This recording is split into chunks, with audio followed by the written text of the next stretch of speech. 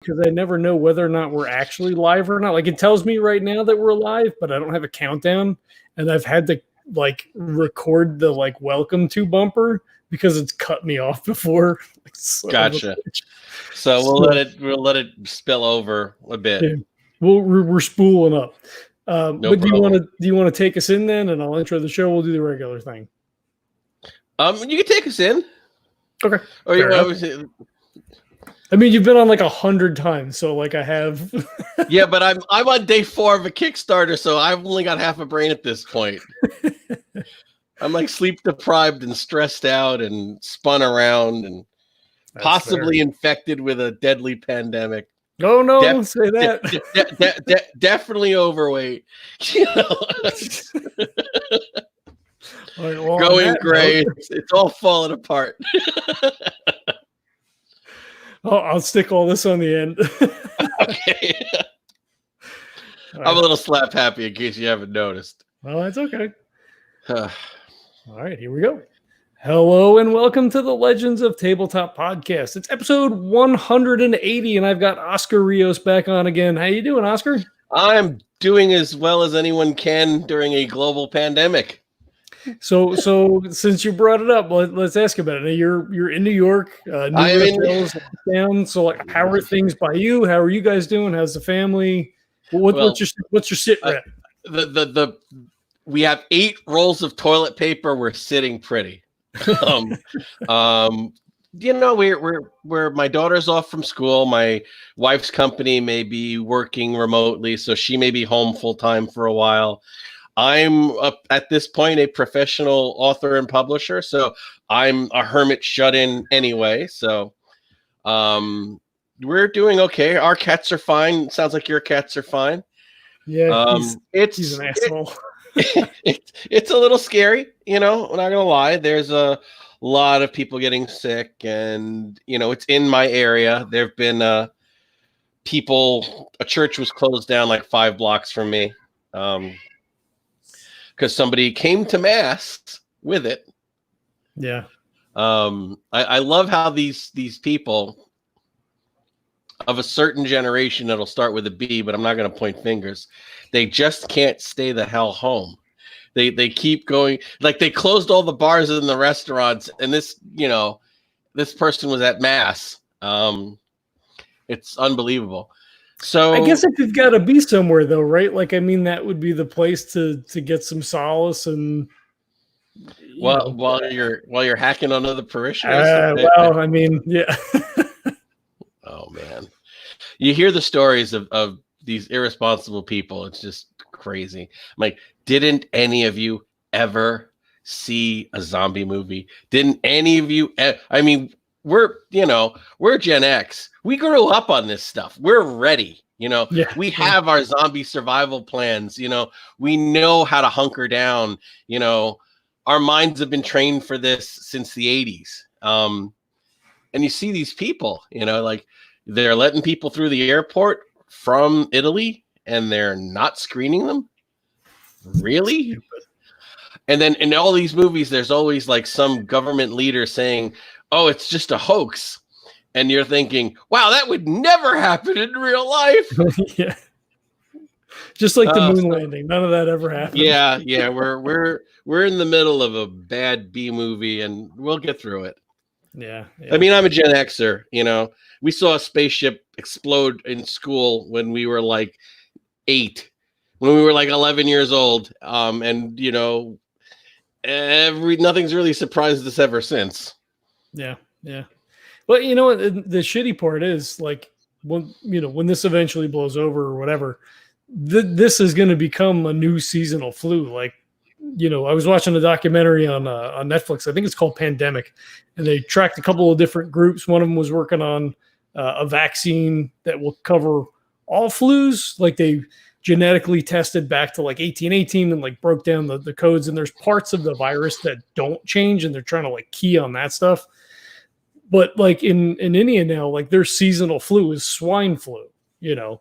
So like, this isn't going to go away. So after the summer and like, you know, next fall, it's our new normal. This is going to be our new normal. Yeah, exactly.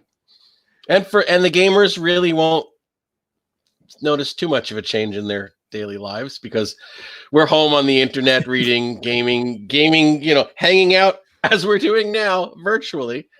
At this point I probably run more games over the computer than I do face to face, just because of people's schedules. So we'll be doing a lot more of that. But the gamers will be fun. The war gamers are sitting pretty. Yeah. And those 18-hour board game people, they're golden. They're Mm-hmm. Yeah, I got shelves and shelves. yeah. We'll be fine. We had our day trippers game last night, and you don't even think about it because all of my gaming for RPG stuff is online now because of the podcast. So it was like, it wasn't even a question of like, oh, do we play tonight? It was like, oh, well, we're playing tonight because you're there and I'm here, and So exactly.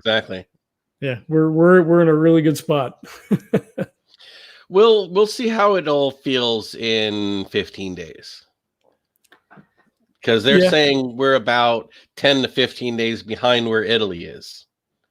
And they're still 2 weeks below peak is what I was hearing, what they were saying. So we'll figure out how bad it actually is in about 2 weeks. Yeah. But I feel bad for a lot of people in the community because the con circuit is just crumbling. Right. I was scheduled to appear and run games and panels at a lovely new con, Rising Phoenix, and they just canceled. I mean, they had no choice. Right. The governor of Massachusetts said no gatherings more than 250 people. So, unless you're in like a gaming club of like 60 head, any even small con is not going to really happen. And, I don't know how the summer con circuit's going to be, but I can't see it being much better. Yeah, well, 80, 90,000 people at Gen Con, I can't see that's going to be coming off. You never know, I guess, if things kind of clear up and, start to blow over. But that's, man, I mean, you get regular con crud just going on a normal year. A good mid-size to large con is just deadly. Yeah. For regular, like the pathogens you pick up from a con, this is going to be a whole other ball game. Yeah, for sure. And I was reading a story that one guy went to a conference in this one hotel, and from that one guy, they traced like 180 cases. Oof. That he basically infected everyone there, and everyone there went, and they traced it back to this hotel. Where he went and it was like a biotech company too. I'm like, really, guys? Yeah. You were ground zero for your state, but so yeah, I mean, I'm advising everybody out there, be careful. Stick close to home, wash your hands. Get on the phone. You can still socialize, read books. Don't go to the bookstore. Download them digitally or order them. We'll get through this. Yeah. And I think. Go ahead. I was going to say, maybe it's important to point out, like you were saying, with the con circuit really just taking a shit at this point. A lot of guys like yourself, are freelancers, independent stuff. So keep that in mind. I mean, we're going to be talking about, your Kickstarter here and, throwing some money at that, backing that already 100% funded. But, if you've been on the fence about maybe ordering something from, an indie RPG that you've heard about, like, Todd stuff or whatever, throw some money at that, because that is going to be immensely helpful for folks in the industry now to get that support, because a lot of their income is being taken away because the con circuit's going down, or these other venues for them to be able to to get out there and make dollars. Yeah, that are like it's hurting everybody. They're closing restaurants and things too, but like specific to our the con circuit's like the Christmas season for gamers, especially graphic artists and sculptors and dice vendors, game stores. A lot of game stores, they survive by doing the con circuit, by having the booth. Yep. It's gonna hurt a lot of people. I I mean, it'll hurt me too. I was planning to vend at this nice little con, and we have some new books out, so we were really hoping for a nice little chunk of change there. And it's a new con, so it was exposing maybe exposing is the bad term, introducing our brand to a whole new crop of people. But yeah, I support the decision to close. I mean, sorrowfully, with a heavy heart. I was looking forward to it very, very much. But life will go on. We'll get back to normal, or we'll learn how to live in the new normal. Yeah. Unfortunately, it seems like there's always a new normal, and it never gets any better. It's not a good new normal. It's just a shittier version of what we had. But if you look back through history, every generation says that. I mean, there are ancient Roman and Greek philosophers saying, "Oh my God, kids these days, they have no they have no respect. They're all I'm like, dude, have we been caught in this ridiculous loop for thousands of years? And apparently we have. Yeah. Everybody always says that their generation was virtuous and had it all together, and everyone after them is decadent and lazy. So I don't know. I don't know. It's all crap. And we can't really complain, nonsense. Right? Like, we're not biting on sticks when they're like amputating our legs and shit. Right? Like it's totally better than right. We're continually at the best point and the worst point at the same time. Yeah, we're not the mass graves point yet. Yeah. But yeah. And just to follow up on that a little bit, I know people that follow you on social media, and people have seen you out and about Necronomicon and things like that. I know you were struggling a little bit with with hip. You had surgery. How's that all coming along? Yes, I had a complete left hip reconstruction, which is basically the top of the bone that goes into the joint and the entire joint itself. So the socket was nothing but jagged bone, and the top of my my leg, the leg bone was just deformed, jagged bone. So I was bone on bone. And I remember it was Saturday morning at Necronomicon, after the breakfast buffet, heading towards the panel. I felt it just crack. Ugh. And I had done Gen Con before that, and I had done Kineticon before that. So I was in the con circuit, struggling, fighting for my life. At one point, Jeff Muller, I was hanging out with him at Gen Con. He called the medic on me. Oh, jeez. Yeah. I wasn't happy at the time, but I felt really bad that I put him in the stressful situation where he had to call the medic on me. And it was that my mobility was crap. When you're in a lot of pain all the time, you tune it out. You don't realize how bad it is. Right. And then after Necronomicon, I went and I got the x-ray, and the guy was like, "Look, you're done." He said 4 out of 5 surgeons are going to be scheduling your surgery for tomorrow.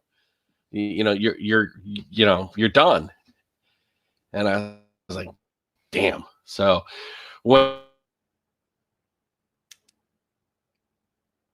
I could have had my surgery in the first, so I postponed surgery 3 weeks to do this con appearance, and then have my surgery after. And it was, I regretted it pretty much a week after that decision. It was just, I was like, oh, this was dumb. This was really dumb. But I had an amazing time at the con. I really enjoyed the con, because when you're with your people and you're with your fans and when you're with your friends and you're rolling dice and you're playing games and you're eating pizza and you're up in the mountains in Vermont. I mean, because it's Carnage on the Mountain, one of my favorites. Right. And we were vending. My wife was with me. We had a great time. And then I think the week after, I was already leading up to like the pre-surgical week, And the pre-surgical week, you're not allowed to take any drugs. Ooh. Not even Tylenol. So no anti-inflammatories, no Tylenol, no nothing. It was hellish. It was like one of the most horrific weeks of my life. If I would sneeze, it would be like shooting pains through the entire side of my body that you'd feel stars because the nerves were pressing on each other. But I got through it. You know, the surgery went really, really well. Except for the time I almost died coming out of anesthesia. Yeah, that was fun. I had a really slow... See, I didn't take a lot of drugs growing up. And I know that's hard to believe in the 80s, but believe me, because I say it was a mistake. I should have taken more recreational drugs because I have no resistance to them. So coming out of the surgical drugs, as soon as I took a painkiller, when I started to feel, I said, hey, can you give me something? They gave me something. And I crashed. My blood pressure just dropped. Oof. And I'm like, I'm on my tablet. I'm having a good time. They say, oh, we'll have you up in a room in no time. Like, yeah, great, thanks. And then you just feel, my whole body feels cold. And the thing I'm reading on my tablet starts to feel a little unfocused. And I'm thinking, well, maybe this article's not as not as interesting. So I put it down. I didn't realize it was unfocused because my brain was stopping functioning. And I asked my wife, oh, can you help me with a blanket? I'm feeling a little cold. And next thing I realize I'm lying flat and there's doctors everywhere around me. And I'm like, oh, this is great. I'm circling the drain. This is it. And I was totally fine with that, if that makes any kind of sense. It was really surreal. I started telling my wife, there's an Excel file. It's on my computer. This is my password. This is where the file was.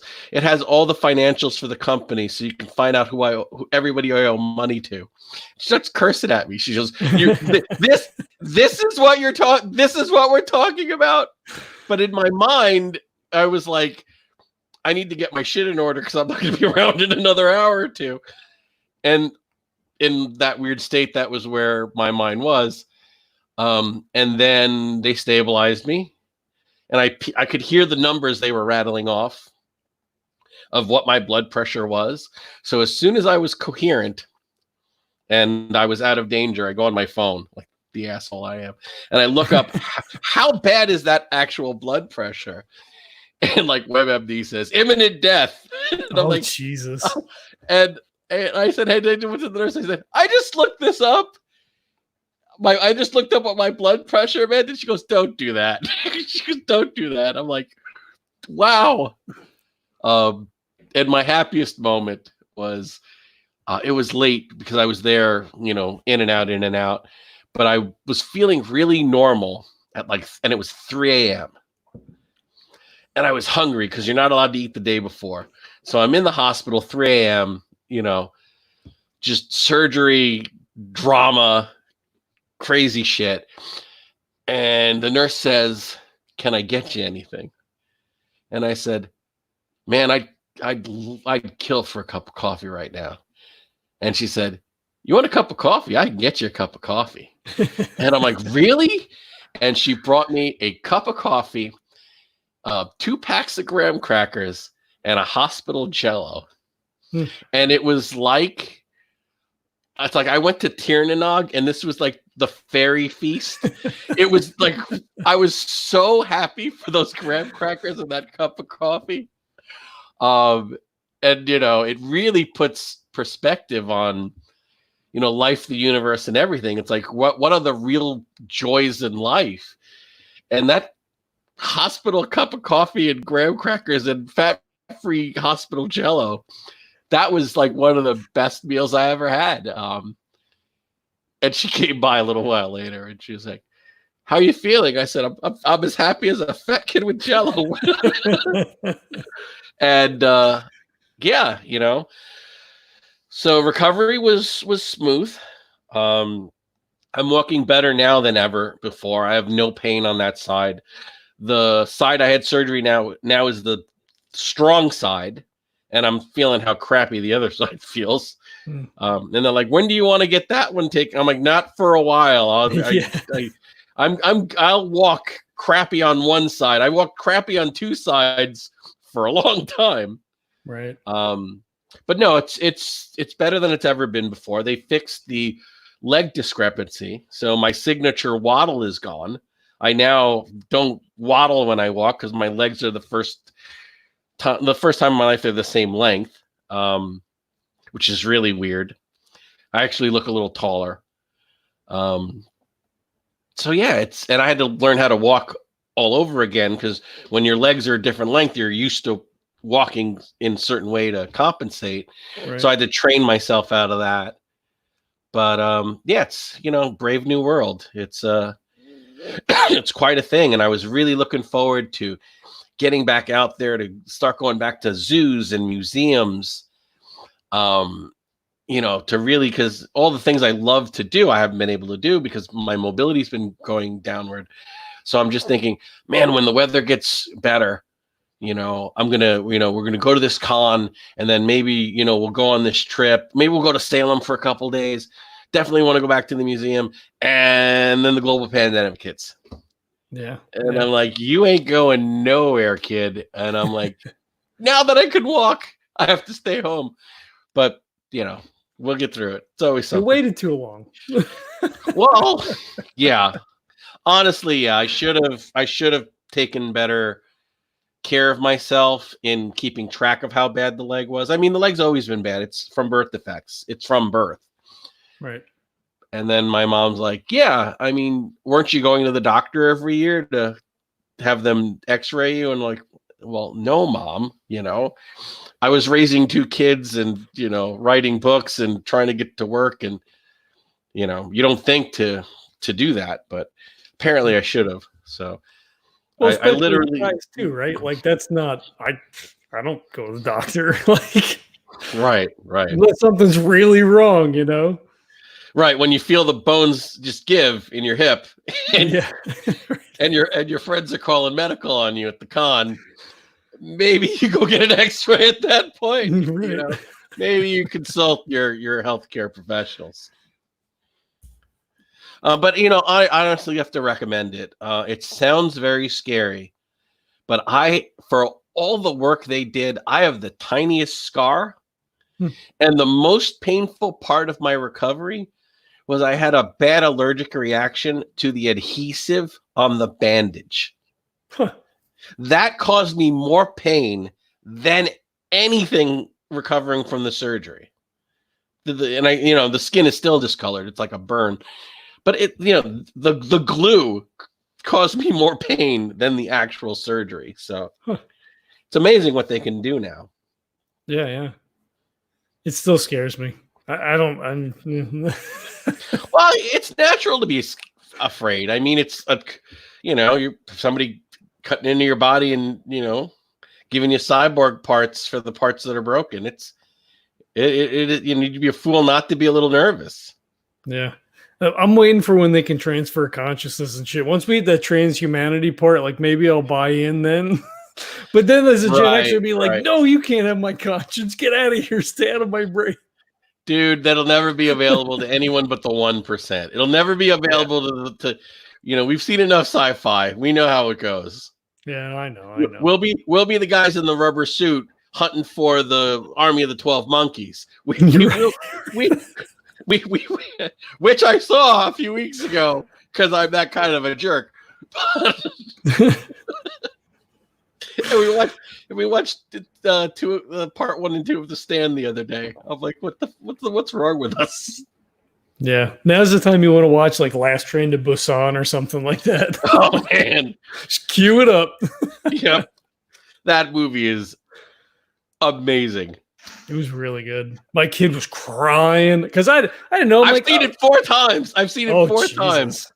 Because I keep showing it to people, and I'm like, dude, it's the best zombie movie ever made. Like, really? It's got subtitles. I'm like, dude, give it 20 minutes. If you want to turn it off, we'll turn it off. It was 2 hours later, we're all crying. Yeah. It's brutal. They're making a sequel. Oh Jesus! They're making a sequel. I shit you not. I cannot wait. Yeah, I mean, I'm in. The first one was good. Yeah. It's interesting to see what they would do with it then. Oof. That movie. If you haven't seen it, Train to Busan. If you're any kind of horror fan, take 20 minutes. Give it. If you're not hooked in 20 minutes, move on. No harm, no foul. You will thank us. It was really good. So I pick up like the kung fu movies and stuff. So I'll watch through the previews. That's how I saw it. Mm-hmm. I was watching the previews for I don't know what friggin' movie I picked up, and I'm like, oh, that looks really good. So I just make a note in my phone. So then when I find stuff on Netflix or regular TV, or I'll go out and pick something up and be like, oh shit, this is great. But yeah, that's the only thing you can do, right? Because I watch everything with the subtitles because it's better that way. Right. The voice acting is better. I'm an anime guy, so yeah. Sub, not dub. Yep. Have you? We're so far afield from Kickstarter, but have you watched the Castlevania series yet on Netflix? I saw almost all of season 2. I've got to go back and watch the last episode of season 2 again, but I haven't started watching that one yet. We're finishing up Hunters, the Amazon Nazi hunters in the 70s thing. Huh. The cars and the clothes are enough to make it worth watching. And then we're going to go and watch The Kingdom, which is a zombie apocalypse set in feudal Korea. Oh, that sounds good. Just came back for season 2. Season 1 was off the hook. Was that also on Amazon? That's on Netflix. Oh, it's on Netflix. I strongly recommend the Kingdom. I'm going to tell you, the first episode is the worst one. So watch the first episode with it in mind that it's the worst episode. Right. So definitely you're going to be like, ugh, on episode 1. By the middle of episode 2, you're going to be hooked and you're going to binge watch the rest of the season. Yeah. And that's the cool thing with Netflix. Like I flipped it on to watch something else and I saw, Castlevania season 3. I'm like, oh shit. So I started watching it, like 2.5 hours later. I'm like, fuck, I got to go to bed. Like, I didn't realize the whole season came out at one time. I was telling my kid, I'm like, that whole season. Oh, yeah, that's what they do. I'm like, oh, okay. I never really paid attention because I always come in everything late. People are like, oh, did you watch? I'm like, nope. Let me cue that up and watch that then.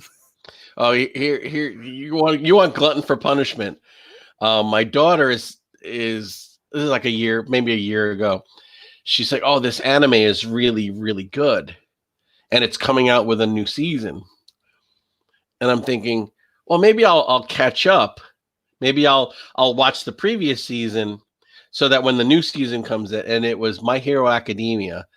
And to catch up, I needed to watch 81 episodes. Holy crap. This has been it's been like maybe like season 4 or 5. I have no idea. But I was like, huh.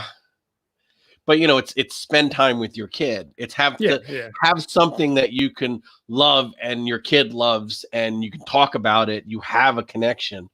Mm-hmm. So yeah, I committed. I was like, I'm gonna catch up, and she didn't believe me. She was like, "There's no way you're gonna watch 81 episodes in like 3 weeks." And I did, and I was there for like season 4, and now we're both current on the next season after that. But yeah, that was a commitment. But again, My Hero Academia is a great show. I haven't seen it. I know the name, but I've never actually watched it. Well, there's plenty to watch if you want to get started. Really, some great story arcs, though. Yeah. The writing on anime is better than anything we're doing in the West. And I'm sorry if you're a nationalist, but they have a much firmer grasp on the epic narrative than we do in this country. That's why I like Chinese cinema. I mean, it's terrible, right? Because everybody always dies, or usually everybody. Oh, they love their tragedies. Yeah, but it's such like you're saying, it's just such a great arc, and I guess some of it is nationalistic from their perspective, right? So they're telling these hero journey stories, and like you know, world conquer underdogs kind of thing. Yeah. But yeah, it's so good. It's always so good. Curse of the Golden Flower, my favorite movie. Like it's amazing. And it was one of those things. It was like, oh, what's this? I haven't seen this. I'll pick it up. And I can't even tell you how many times we've watched it. And my kid likes it too, which is kind of a surprise. But they watch anime and all that stuff. I think our favorite of Asian, so that we've seen Asian cinema with our daughter that we've seen was Kung Fu Hustle. Oh, that's so good too. It's absolutely hilarious, and it really holds up. So we saw that last summer, and we're just hysterical the whole time. Like my wife and I'd forgotten how funny it actually was. The very first time I watched it, I'm like, well, this is kind of fucking dumb. Same thing with like Super Troopers, right? You're watching Super Troopers, I'm like, this is fucking stupid. And then you watch it again, and you're like, oh, I get it now. I get it. This is good. Yeah. And they're making a sequel for Kung Fu Hustle. I know. I can't. Yeah, I'm looking forward to that. At this point, I can't believe they're making the sequel now. Yeah, no, absolutely. Do we want to talk about Kickstarter stuff? I mean, I think we have to. That's kind of why it is my job. We have a lot of stretch goals that I want to push. So, kicks. I often say Kickstarter is like it's like that. It's like that woman that gets pregnant and has a horrible pregnancy and a beautiful child. And during the pregnancy, she says, I'm never doing this again. This is absolutely miserable. And then she's pregnant 1 year later. She has like a whole bunch of kids that are 1 year apart. That's me. This is our 12th Kickstarter. And I almost die every single time. Literally, it is absolutely a miserable experience. This one was harder than any other, just getting to the gate. Because so many things have changed in our local and permission. Is worked hard on getting with everyone that has maybe was a little bent out of shape with the old regime, which is great. Because now everything's, on the level. But, for certain elements, certain things, you need to have certain contracts in place with certain authors so that you're authorized to use their creations. And this is why Britannia and Beyond has been delayed so many times. We actually had planned to do this project over a year ago. And we pushed it back 2 Kickstarters. This was supposed to be before Inner Darkness and before the Lovecraft Country Holiday Collection, but they were still working on contractual agreements with Ramsey Campbell, and you can't do Britain without the pantheon of Ramsey Campbell in the Severn Valley. Right. That's like, hey, we're gonna go to Disney World, but we can't see any of the princesses or the rat. Right. Why the hell are we going? It's like it's like all of the really cool stuff you can't use. So I'm like, well, we'll just wait until they've got it worked out. So we waited, and then when we were ready to launch, they were like, well, we've got to get all of this settled. And so it was a very stressful period of marketing. But we got a lot done before we even went in. I mean, we've got the book's the core book is written. And to have the manuscript done, going in, done enough that you can say it's done, and we've got a lot of polishing to do is huge, going in. But then it does put a lot of pressure because you got an author that's written you 128,000 words, and you don't know if this book's going to come out or if he's going to get paid. So it's a lot of stress on the publisher, which unfortunately and fortunately is me. I mean, I'm living my dream, so I can't even complain. Right. That's cool. Are you and you've got 2 scenarios that are also going to come with the book that you've written? And I'm gonna be perfectly honest. It's not my fault. Um, two different authors sent Jeff 5 different scenarios, and we said pick the 2 that you want for the book, and he forgot who wrote what. So he just said, I want the one with the tribes being driven out right before harvest. I'm like, all right, that's this one, that's mine. And he goes, and I want the one at Halloween up in the north. I'm like, oh shit, that's mine too. So so to be fair, yes, I have 2 scenarios in it. No, it's not my fault. They're good scenarios. I've played them at cons. I've rewritten them and played them at cons recently with the new system. People have really responded well to them. Actually, I played with a group that played both of these back to back because they're both set in Britannia at the same con, like Saturday night and Sunday morning, with pretty much the exact same players. So, and they got the full experience. Cool. So they're solid scenarios. One is a tribe being driven off their land right before harvest. Like 3 or 4 villages worth of people moving south right before harvest because a dark bard has been appearing to them, singing a tale that their doom was coming and that they needed to flee for their lives. And the Romans are like, number one, we can't feed all these refugees. Number 2, they're letting their crops go unharvested. And 2, they don't get along with the tribe to the south of us. That's why we're between these 2 tribes. They can't migrate towards their traditional rivals' territory without something possibly sparking an incident. So the players are sent to find out why these, refugees are moving and get them back onto their farms, harvesting their crops so they don't face starvation. So it starts as a humanitarian crisis and turns into it turns into a lot. It's a horseshoe nail scenario. To solve this, you need to find out this, and that, and then you're fighting a great old one. Yeah. Welcome to the Severn Valley. Severn Valley. It's Cthulhu Invictus. You knew what the game was when you bought it. Right. Hope you're not too attached to these characters. Yeah. But I mean, that's cool. And you have stretch goals for a potential 3rd scenario as well. Yes, we do. That'll be stretch goal. Hold on, me checking my list. That's set for stretch goal 9. That will be written by Jeff Muller. He told me the title. Hold on. Yeah, I should have had the page up and I didn't, and then I didn't want to say that. No, I didn't. It's not on the page yet. Oh, okay. We only list 3 stretch goals at a time.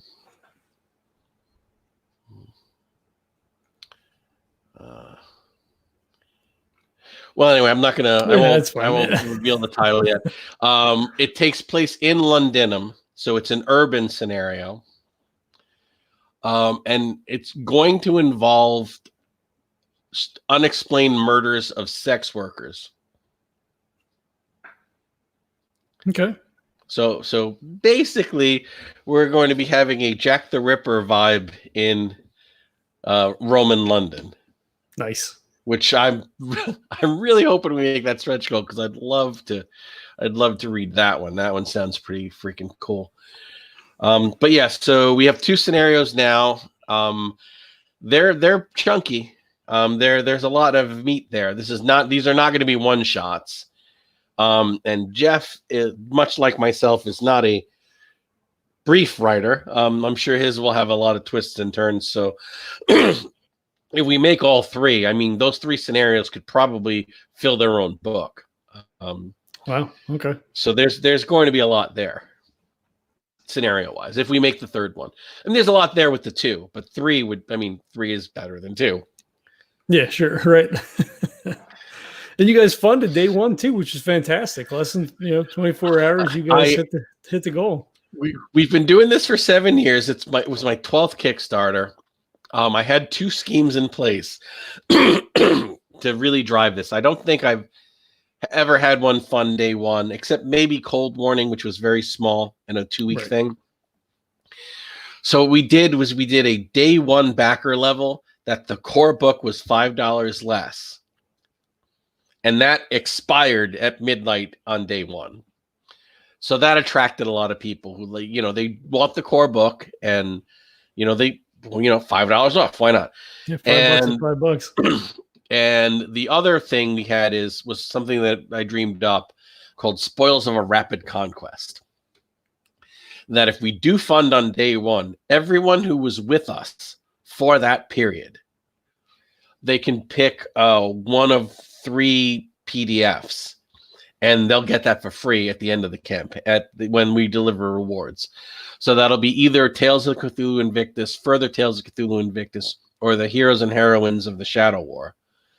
So again, $5 off and a free PDF worth about $15. So we're basically saying, help us fund on day one, and potentially you'll get a $15 PDF and $5 off the core book. Because it was important. I felt it was important to at least try to fund on day one, so we'd have 29 days to unlock as many stretch goals as possible. And we did it. We did it with 23 minutes to spare. It was an amazing roller coaster ride of a day. I wouldn't even say a roller coaster ride. It was smooth progress. There were a few people who canceled bids, and I mean, I don't. You're canceling your bid on day one. You just got here. How could you change your mind? Stuff. But it didn't affect us. It didn't really affect us too much. It was only 1 or 2, and I didn't even notice them until the next day. But it was pretty a smooth marathon race on day one, and we funded. And then we unlocked stretch goal 1, I think, not even 24 hours later. I think it was day 2. And right now we're on, what is it, day 3 or 4? I mean, we started on the 13th. Today's the 16th. Yep. So yeah, it's been an amazing weekend, an amazing first weekend. And currently we are on our way to stretch goal 3. And so that's the fiction collection, right? That is the fiction anthology, yes. Tales of Cthulhu Invictus, Britannia, which we're really excited about. I got a great piece of cover art. We've got some amazing stories, great authors, many of whom have been with us for 1 or the other 2 Cthulhu Invictus books. Really excited about that. The team is completely jazzed. They're loving the cover. They're happy with their stories. And they're excited. And at this point, we're halfway there. We've gotten to the halfway point of funding that. At least it was before we started. With Kickstarters, you never know. They tend to change pretty quickly. Right. But I again, living my dream, cannot complain. I was going to totally burst out into a Bon Jovi thing when you said we're halfway there, but then I was like, no, I'm not going to do that. It's funny. On the team work page, I announced, in the words of John Bon Jovi, we're halfway there. I actually used that to announce to the team that we were 50% funded for that stretch goal. Great minds. Yeah, or not so great, but okay. Great, maybe overstating what we are, but okay. Hey, look, we're gonna take it. We'll take it. Screw it. We'll take it. Great minds it is. So are there? We'll jump around real quick. Do you have other things scheduled ahead in the wine for Cthulhu Invictus? Do you foresee anything that's going to, potentially be wrapped up in the same way where, you're going to be maybe held up for contracts, licenses, and things like that? Or is that stuff that's already being worked on? It's already been worked out. Okay, it's all been worked out. We were fuzzy on one issue, and literally 3:00 in the afternoon on the day we're launching, that got worked out. Oh, nice. And we don't have signed contract, but we have an agreement, an agreement, and the legal stuff. They said, hey, hey, okay. I'm sorry. This stuff comes up. I just post it. Yeah, we're really looking forward to it too. And they said, we know you're launching the Kickstarter. No need to hold any of that stuff up. Go ahead and launch. Good faith agreement. We'll get the contract worked out, in the interim, which was horrifying. Not that it was worked out, but that it took until 3 p.m. of the day of launching the Kickstarter. Yeah. And that actually put the Idol of Yagolanak in question as to whether we could produce it or not. Because, we needed to license producing an image of Yagolanak from the Ramsey Campbell estate, which, again, you learn a little bit more about this industry the longer you do it. It's our 7th year. We still don't really know what we're doing. But we're that was a new one. I'm like, okay, let's do this. And now we know better. So moving forward, we know that now. It's another arrow in our quiver of knowledge. But boy, did we bleed and suffer to learn that lesson. But it's all sorted out. Everything we want to use, we've got permission to use, so we can just write. Cool. And we're writers. If we don't have permission, we'll write something else. Right. But pretty much the Ramsey Campbell Pantheon and the Lumley stuff we're good with, and those were the gems of British myth, British mythos horror. Cool, very cool. Now we're gonna see. So you get into an issue, especially with a small company like D&D with all the splat books. Like every time you turn around, there's another book coming out. For a small company, it's a touchier thing, right? Because you've got to put a book out to make some money, but you don't want to saturate the market. What are your plans moving forward as far as Invictus product lines? Are we to see something every other year? A Kickstarter a year? How does that play out for you as a small business owner? Well, I think I don't think we can make that decision until we see how well Britannia and Beyond does. If Britannia and Beyond does really, really well, and the fans really want a setting book every year, or a setting and an adventure collection every year, then of course we'll do our best to do that. I think every other year may be more realistic. That doesn't mean we don't already have someone working on our next setting book. I did hint on social media that there would be spoilers and sneak peeks, but a guide to Germania is currently being researched.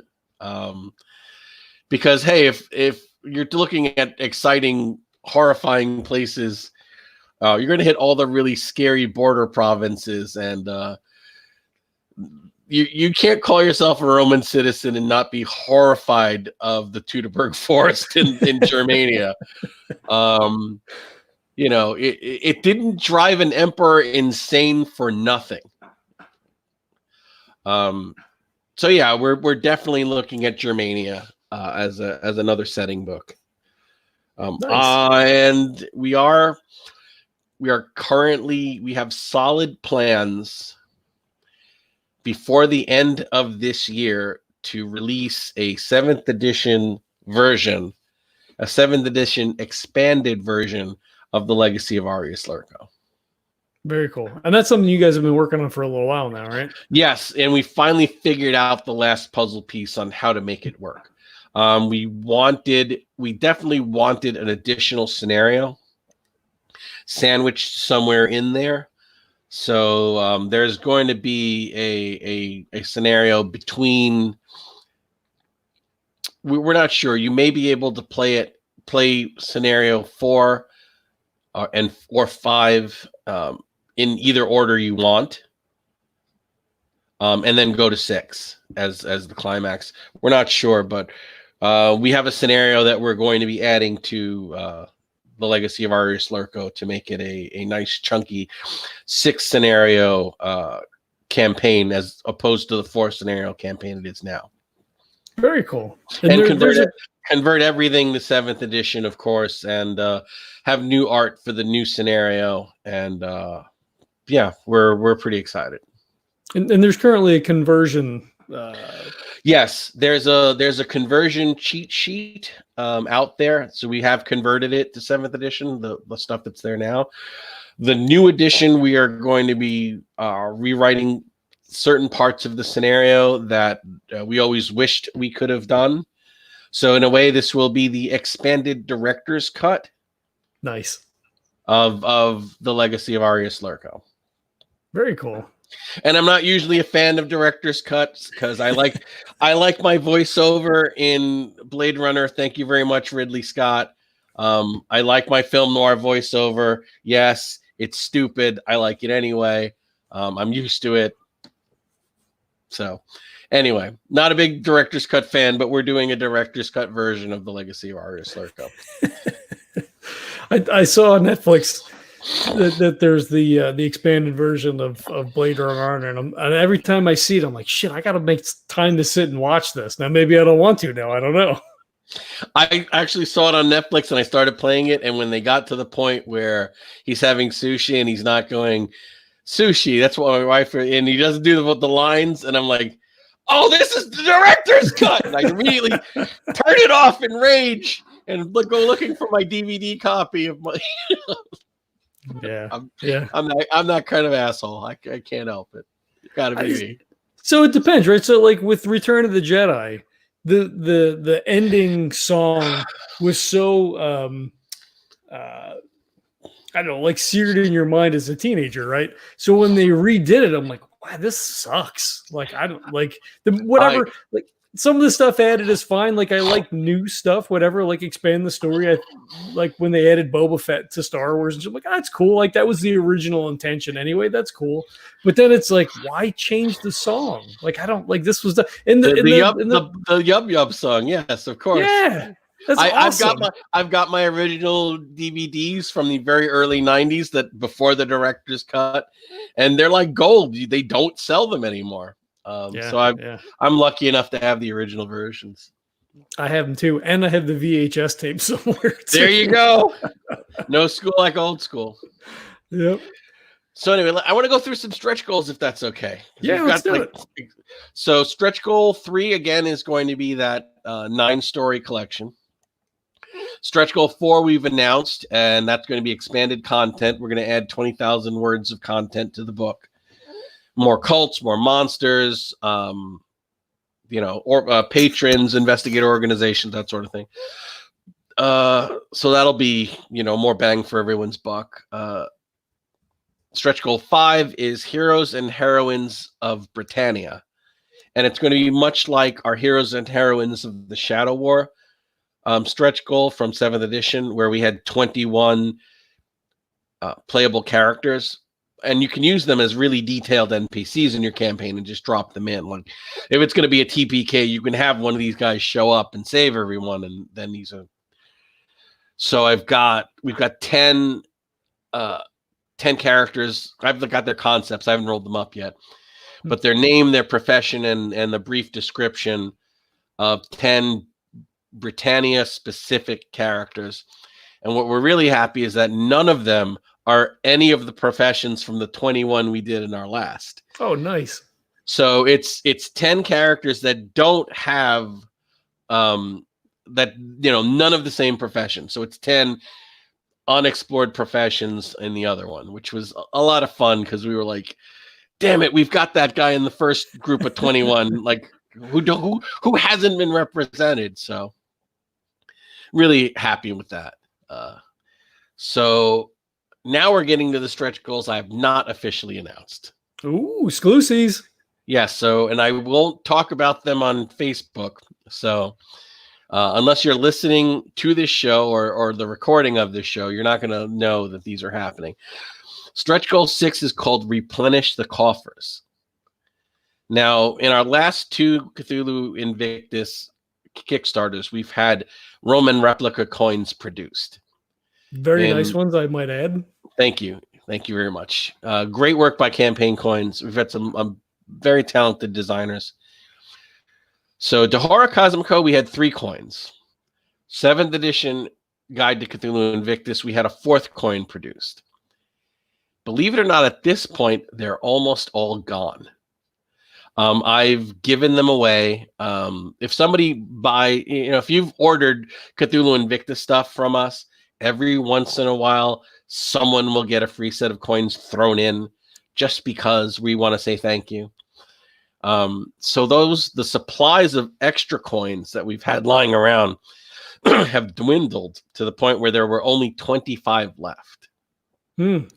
So we made those 25 sets available as part of a stretch, as part of the upper backer level. But replenish the coffers means that we will restock all 4 of the coins and have a 5th original coin to commemorate this Kickstarter produced, which is, again, it's a coin we haven't used before. It's a Asari. It's kind of like a 40-cent piece, I guess, if you would say. So it's a unique coin. It's not a duplicate of one of the others. It'll have, original art, heads and tails with an inscription on it. And that depiction will be of primary author Stuart Boone. Nice. Again, he could not have picked a better guy to write the core book. So happy that he sat down for the chair. And on the back, we're planning to have a Dark Young of Shub-Niggurath.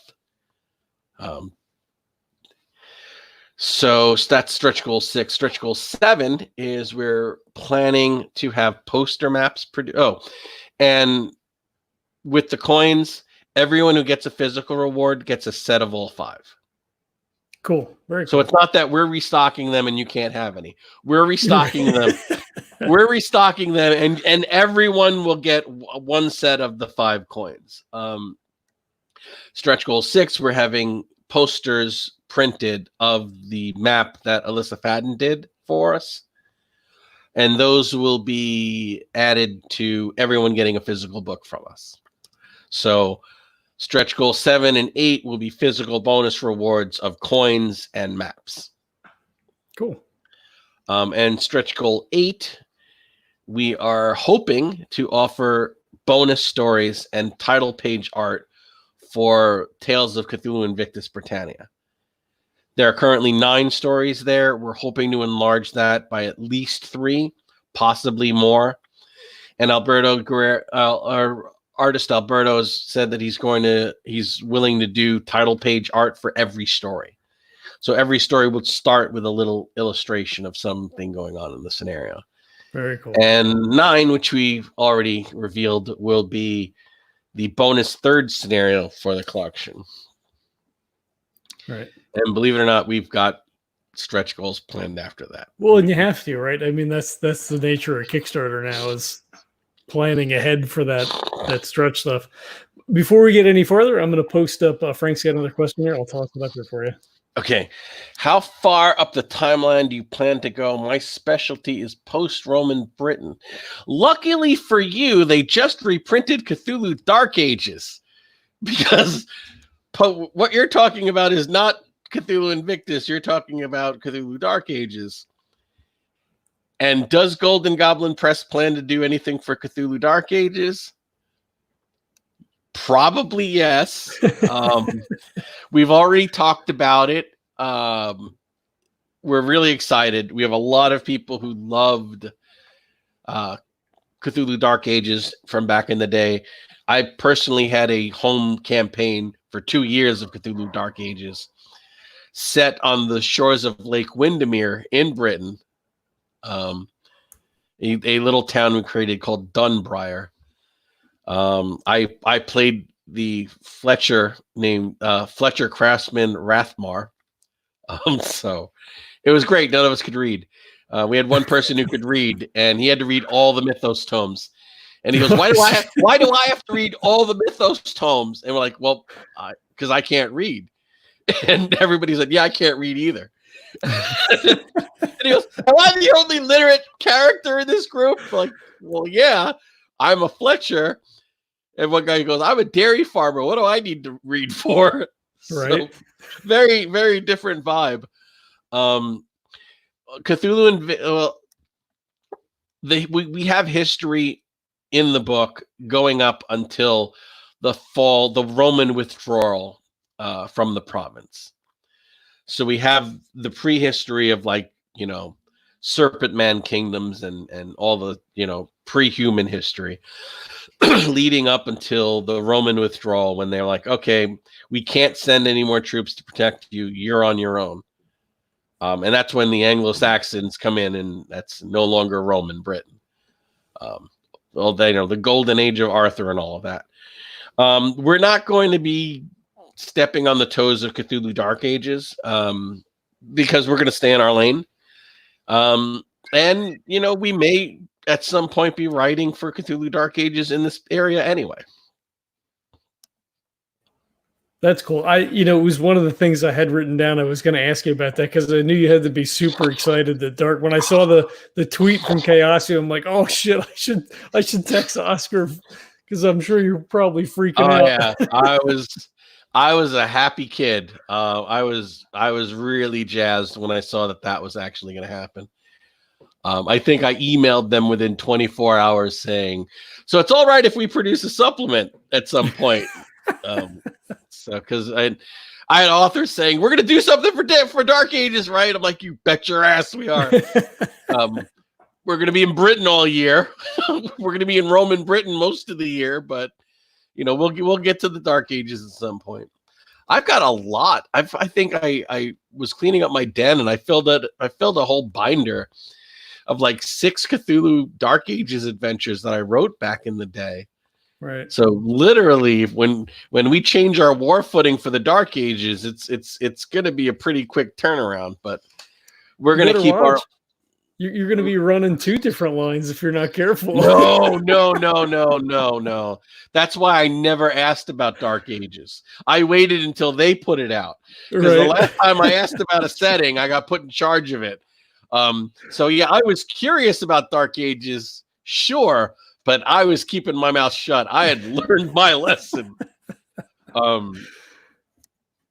That actually is true. People are like, hey, why don't you? I'm not asking about shit. I got enough going on with Invictus and our 1920s line. Hey, look, Bill's got to have something to do too. Oh, he's one of the writers. He'll be helping us punch up the Dark Ages, the Invictus Britain. Yeah. And Jeff's going to be writing some stuff, and I'm going to be writing some stuff, and it'll be really cool. I'm really looking forward to diving in once all the crazy of the Kickstarter is done, and we get the other two hanging ones delivered. Which, one, we're just waiting for Chaosium approval to release the PDF and go to the printer. So once we get permission, that should be a quick turnaround. And the Lovecraft Country, I've been writing that pretty much through my recovery. So 3 of the 4 scenarios are written. A lot of the stretch goal stuff's written. I've gotten the BFF characters done. I've gotten the family tree done. Yeah, there's really just 1 scenario left, and versions of the characters as adults, and then versions of the characters as pulp action heroes, which should be fun. So I've got a dozen characters designed, a scenario to finish, and some little odds and ends stuff. But it'll be a quick turnaround. It's hard to relax enough to write during an active Kickstarter, so I probably won't get back to writing full time in a meaningful way for another 3 weeks. Okay. Posting up another comment for you. Thanks. We do appreciate it. Put a lot of work into it. Oh, you have Dark Ages. Wow. Yeah, they released the PDF already. Yeah, I deliberately didn't order it. I needed to keep focused on this. I've got the new Star Wars game for Christmas, and I didn't dare open it. I'm like, I'm starting to promote a Kickstarter. I can't, and I'm writing. I cannot. I don't even want to. I try not to look at it because I know it's gonna. Everyone's like, "Oh, it's so good." I'm like, Don't do it. I'm sure heroin is good too. I'm not going to do it. I've got too much going on right now. Yeah. When the Kickstarter is done and these other 2 things are delivered, maybe I'll reward myself to uploading that game and playing. But until then, I'm just going to grind out on Destiny whenever I need a fix. Now, for Inner Darkness, you're just waiting for approval for that. So from the time that they approve, what are you looking at as far as delivery of printed product? I will probably the print run has been paid for. We're just waiting for approval. They asked for a few changes, some legal terminology on the first page. We made those changes, sent it back to them, and we're just waiting for them to review it and give us the okay. Once they give us the okay, we'll probably release the PDF within 24 hours. We'll probably start the print run again within 24 hours, depending on how busy the printer is. Anywhere between 4 to 8 weeks before we get physical books in-house. And once we have physical books in-house, we'll be mailing them out as fast as we can. But keep in mind, as fast as we can means me in my attic. I love that some of our fans think that we must have offices and warehouses and personnel because they expect so much of us. Really, it's just a handful of guys and girls writing, editing, drawing, and emailing each other back and forth. Me in my den with a whole mess of books on one side of the room and my writing stuff on this side of the room and a few bookcases. We are mildly trained semi-professionals here, but we're passionate and we love what we do. But you got to understand there's not a lot of hands kneading this dough. Right. Well, and then the quality is so high, right? So like people just like they take for granted, like you say that you've got an army of people that are working for you, like Golden Goblin Press. This is the president, like, oh, he's got all these people and like everything looks amazing. And you're like, it's just, I'm going to the post office. Yeah. 90%, 95% of the time it's me and my cat. But that's not the takeaway. We have amazing staff. We have amazing artists, amazing designers, amazing writers, amazing editors. I'm probably the most blessed ringleader of any circus known to man. But really, I'm just the ringleader. I mean, they're all the real talent. My talent is herding cats get all of these amazing, creative, mildly insane people to work together on a cohesive way and get a project to completion. But it is flattering when people think that we're bigger and more established than we are, and then it's infuriating because they're like, it's just me. When it comes to mailing, it's usually just me. Sometimes I'll buy pizza for my daughter's teenage friends to help them carry boxes for me. There you go. Yeah. It is fans producing games in Golden Goblin Press. We're fans of the games. We love playing. We love playing with each other. We love play testing. We're very passionate about a hobby that most of us have had since our teen years. And much like Peter Pan, we don't want to grow up and give up the things that we were most passionate about. And the natural evolution of that is you start doing it professionally. Mm-hmm. Yeah. And that's why, I love having you guys on, because then people kind of, sort of get that behind the scenes a little bit. Cause like, if you're not at Necronomicon, or if they're not, friends with, you guys on Facebook and things like that, it is kind of like outside looking in to be like, oh, it's this organization where it's like you're saying, it's just fans, being able to be a part of the community and publish stuff. So I feel like this kind of stuff is important to sort of give like a little bit of inside baseball. Right. And I don't want to say temper expectations, because I don't think that's the right thing, but like, hey, like we're doing the best we can and we've got great people, but at the end of the day, like, you're coordinating this entire effort, and people complain if stuff's late or like I didn't get this or that, and it's like, all right, okay, yeah. I mean, we gave money up front, but you're gonna get it. Like I would never ever expect to back something from Golden Goblin and be like, oh, I'm never gonna get that, or oh, Right. it's 3 months late. Oh my God, this is the worst thing ever. I proudly say we've been in business for 7 years and no one sued us. People have been mad at us, and we've fixed it, and we've worked hard to try and keep everyone happy. But I mean, let's face it, most businesses fail inside of 3 years. And this is our 7th year in business and our 12th Kickstarter, 11 of which have been funded, which is a 91% success rate. I did not do that in my head. I'm bad at math. I had to look it up on the calculator. But yeah, we do the best we can. We try and treat the fans the way we would like to be treated because we are fans. We're not far removed from those days when we were just hanging out at the cons together. My right hand, Lisa Paddle, we met running games. She was a player in my con rounds who just happened to have a professional background in editing. Mark Shireman, our designer and the head of our art department, he ran Cthulhu Live LARPs that I played in, and we met at the con, and they were like, he does layout. I'm like, really? He can build me a website. So when it came time to form Golden Goblin Press, the people I went to were the people I gamed with at cons who just, the word serendipity. Mm-hmm.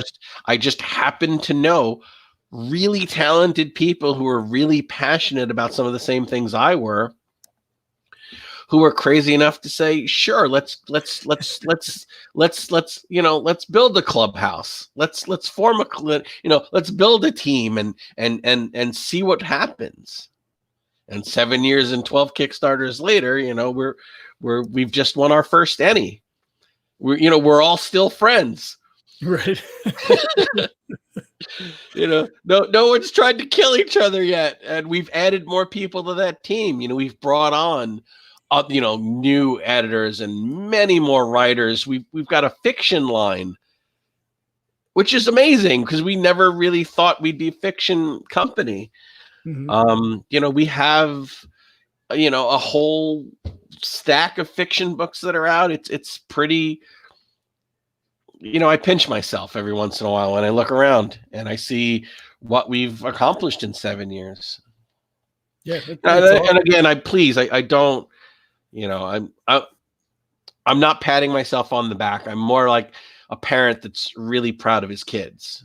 So I don't want to make it seem like we're so great. I mean, we're doing the best we can, and I wish we could do better. But, for people just swinging the bat at a ball, I think we do pretty good. Yeah. I mean, you guys are doing great. I mean, you deserve, you deserve the credit. And, crazy like I am, like, I feel like if you think that it's good enough, you always want it to be better than what it is. Yeah. Even if it's really good, you're like, I could have just did one little thing. If I had changed, it would have been, Right. And if you look at stuff like 2 years later, it's like, we could have done so much better now. Now we've mastered we could do these books in color, wouldn't it have been great if we could have done New Orleans in color? And, you do the best you can with what and the people you have in your team, and you try and keep learning, and you try and keep building your team with great people. Yep. And, if you're lucky, you move forward and you keep improving. Yep. Always add new layers. Kind of like a podcast. Yeah. Oh, shit. Well, that's awesome. So that'll be coming out soon. Tales of Valor is all shipped. That's all completed. Yep. We're really happy with that. We're really happy with the fiction companion and the games. boy, man, running undesirables at cons the last 2 years has been amazing. Made a lot of cat lovers cry. Cried with a lot of cat lovers. It's a very emo game. And again, it sounds ridiculous to play Call of Cthulhu as a cat, but it really works. It is so much fun, and the games really tend to be pretty powerful. So we're happy with that. That's kind of like the joke that Jeff started. Like, hey, we're going to, as a stretch goal, we're going to do a cat version, a Cat Cthulhu version of Cthulhu Invictus. And that joke became a whole book with a featured companion because we all thought it was funny, and we've got enough authors willing to, to repost that meme in a way. Right. But that's the best thing about being a small press, because if you do get interested in something so bizarre, you can run it up the flagpole and see who backs the Kickstarter. Mm-hmm. If it's a really dumb idea, it won't fun. If enough people think it's a good idea, it will, and then you've got to do the book. Right. And in that case, enough people thought it was a good enough idea that they wanted to see what it looked like. So we were. As I say, preponderance of people in the community are definitely cat lovers. So, wow, just a little nudge, My wife was like, "You have no idea how much people love their cats." It was her idea to do, if you do a high level backer where people can have their cat in the book, I bet they'll sell. Mm-hmm. And we're like, we'll give it a try. And those went like gangbusters. Those people were so happy and passionate to have their cats depicted in the book. So, mm-hmm. and people get pets tattooed on them, and pets, things like that. So, it's, And I will give a little spoiler. 3 of the Kingsport Council cats do have an appearance in Christmas in Kingsport. Oh, nice. We when I rewrote that, I rewrote some of the Kingsport cats into that scenario. I won't say which ones, but be on the lookout. Yeah, cool. And you're actually, I don't know if playtesting is quite the right word, I guess, but you're running sessions of Holiday in Kingsport now, right? No. Christmas in Kingsport and Halloween in Dunwich are old scenarios, which I've run a million times. Right. Innsmouth Independence Day, however, is a brand new scenario, which I did want to play test. Okay. Lisa has actually played Christmas in Kingsport and had very fond memories of it. So I didn't want her to have to read Innsmouth Independence Day, because then she's never going to get to play it. I mean, she'll know the scenario. Yeah. So the only way for her to really enjoy it as a player is to be part of the playtest group before she edits it. And honestly, if you play something and then you go and edit it, you've just saved yourself 20 hours of work, because you know the flow, you know the rhythm, you know what works and what doesn't. Mm-hmm. So her being part of that playtest group is going to make the edit way smoother and quicker. And we have 2 sessions under our belt of Innsmouth Independence Day. They're deep in it now. They are. We had a very great cliffhanger session where they were trapped between. Well, they're in Innsmouth. I'll leave it at that. Yeah, they are no longer on the resort island off the coast of Innsmouth. They're in Innsmouth. It's at night, and it's just the 6 preteen investigators. Mm-hmm. And as they say, don't go to Innsmouth at night. You're right. Daytime trip might be okay, but mark my words, don't go to Innsmouth at night. Mm-hmm. And they're in Innsmouth, and it's night. Awesome. Have you so I'm a little behind on the Miskatonic University podcast. Have your segments started coming back up again? I think I'm up to 193 is the next one on my list. I was just on a few weeks ago. I think the last new show they did I was on, and it was the last segment because I had owed them episode 6 of season 3. I'd owed them that since before the surgery, and just could not bring myself around to do it. And since I was going to be on, I was like, damn it, I'm going to go and I'm going to talk about Invictus. And I feel bad because I owe them this episode. So I knocked the episode out in like a day. It's like the day before we were going to record, I just hit it really hard. And it was an episode I'd wanted to do for a really long time. About one of the most famous women in Rome, in Roman mythology. She's held up as the epitome of what a Roman wife should be. And there are 2 really great heroic stories about her. And this episode talks about both of them. Cool. Very cool. So in a way, it's a tribute to my wife, helping me through my surgery and recovery, almost watching me die and cursing at me for talking about the company. You dumbass. Exactly. I'm like, you're so. I don't blame her at all. We've been married 27 or so years, and it's a wonder she hasn't killed me yet. I mean, it would be justified. I wouldn't even blame her at this point. But that's cool. I know. Are you going to come back for a season 4? Much like Kickstarters, you swear, why do I put myself through this? And after 3 seasons, you're like, how many really cool, kooky, semi-supernatural, heroic, awesome stories can there be?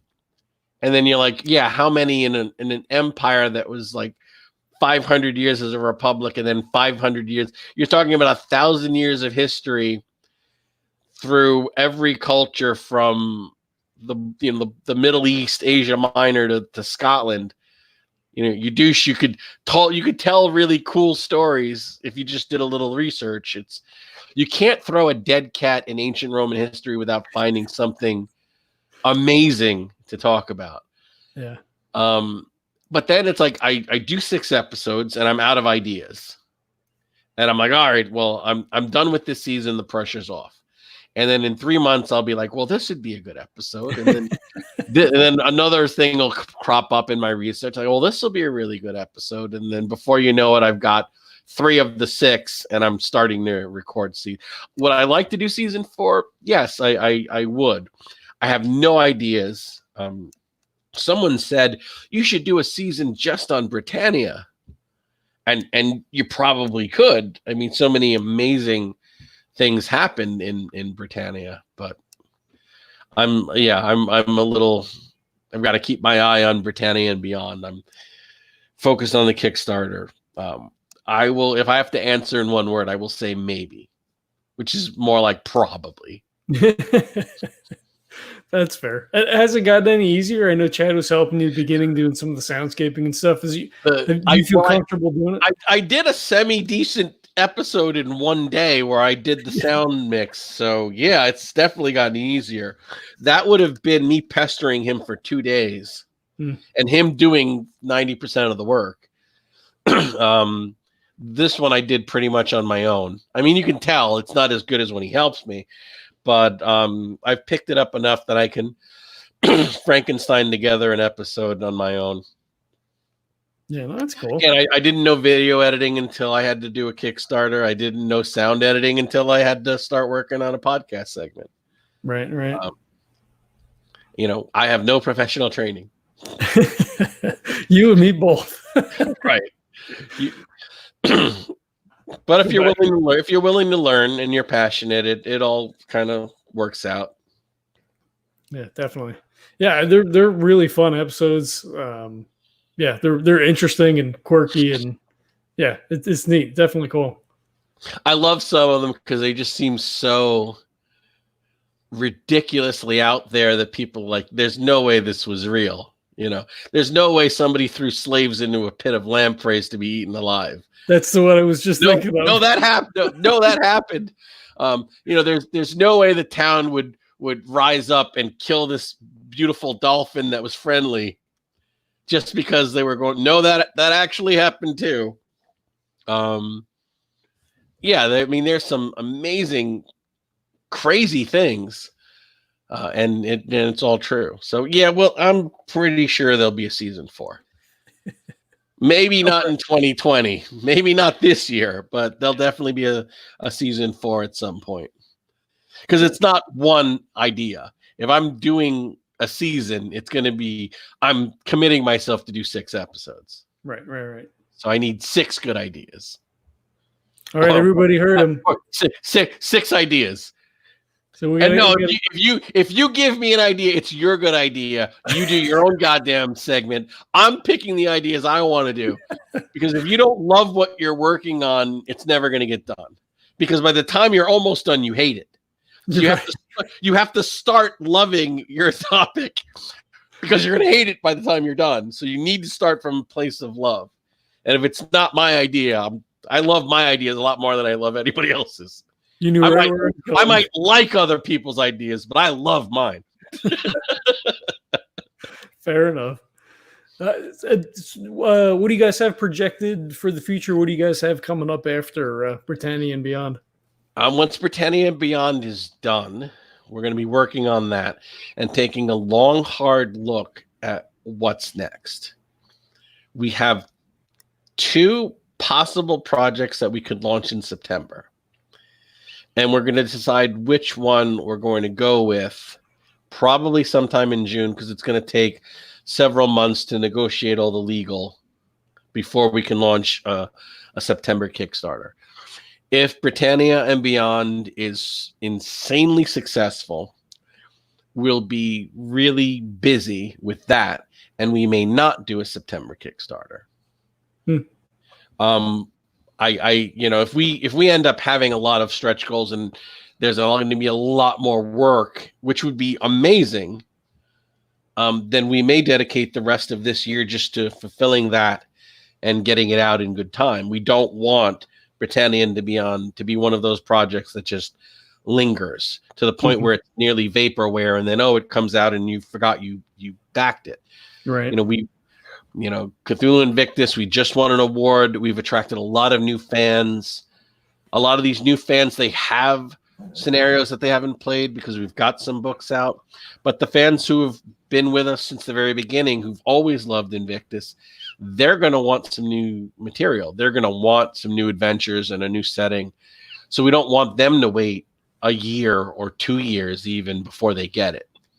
Right. So it really depends on how well this does, where we want to focus all our efforts. But again, we have several teams now. Like I can have one team of editors and writers and artists working on one book while another finishes another book, which is what we have now. Because we have people who are just finished up Inner Darkness and now they're working on Britannia, but the team for Holiday Collection, they've just been chugging along through Holiday Collection for months now, drawing art and maps for that while everything else was going on. Right. So what's next? I don't know. Possibly nothing, but we do have 2 ideas for a possible September Kickstarter. And there's a third that is on my eventually list that would take probably 4 months just to kind of get all the concept together. That'll be our big one. I don't think we're ready to do that. That's looking more like a 2021. Okay. And that makes sense. Yeah. I mean, if you guys wind up with, 9 or 10 stretch goals, that's a lot of work. Yeah. And we'd love to do it. We're really looking forward to it, to unlocking as many of these as we can. Because again, we're fans. You look at Cthulhu Invictus in Britannia, and as a fan, you think, oh, I hope they do this. And then you remember you're the ones doing it. So you pick what you think the fans would love to see because you're a fan and you'd love to see it. and then you offer it as a stretch goal and see if it funds. And if they funds are like, again, I guess it was a good enough idea that enough people agreed with us because it funded and we unlocked it and we do it and, we move on. But yeah, we'd love to see all 12 of the stretch goals that we have planned. And, if this has legs and we fulfill those 12, we'll come up with other ones after that, which happened with the Cthulhu Invictus. We actually filled all of our stretch goals. And the last few days of the campaign, we started coming up with new ones. Mm-hmm. And we're like, and some of those unlocked, and which is why it took so long to deliver that one, which is why I don't want to overpromise to our fan base what we're going to be working on. If Britannia and Beyond goes insane, that's going to take time, and that may be on all hands on deck for a while, because again, we are in we're still in production on the holiday collection. Mm-hmm. And I can't pull those people off of that team to work on this. Right. And I can't dedicate myself full time to Britannia until holiday collection is done because I'm the primary author. Right. But I can have other people writing, drawing, editing. There'll be that will be worked on. I'm not going to slow that production down. There's plenty that can happen, plenty that will be taken care of without me. Jeff is a wonderful editor, and he'll be, in charge of pulling that together. So I can leave him in charge of that team for a month when I, finish up writing on Easter and Arkham. Okay, cool. Which I finally worked out my plot for. So that's a plus. Once I knew what I wanted to do, I didn't know how I was going to get there, and now I do. So cool. And I don't know that we kind of want to close with this, but with the current state of things and with Kickstarters that are already in production, we have this, global situation with virus and things. Any expectation that could affect fulfillment down the road? I mean, because theoretically that should kind of clear up, hopefully over the summer. And well, here's the thing. Here's the thing that we're really, really happy about. We actually don't print overseas. We print in the United States. We print in, I think, Indiana. I'm not 100% sure. We have a wonderful local printer. Just bear with me. My battery's starting to die. Uh-oh. I just want to plug it in so I don't go away suddenly.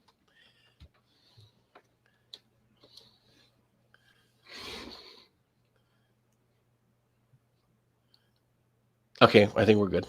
Cool. Sorry about that. Nope,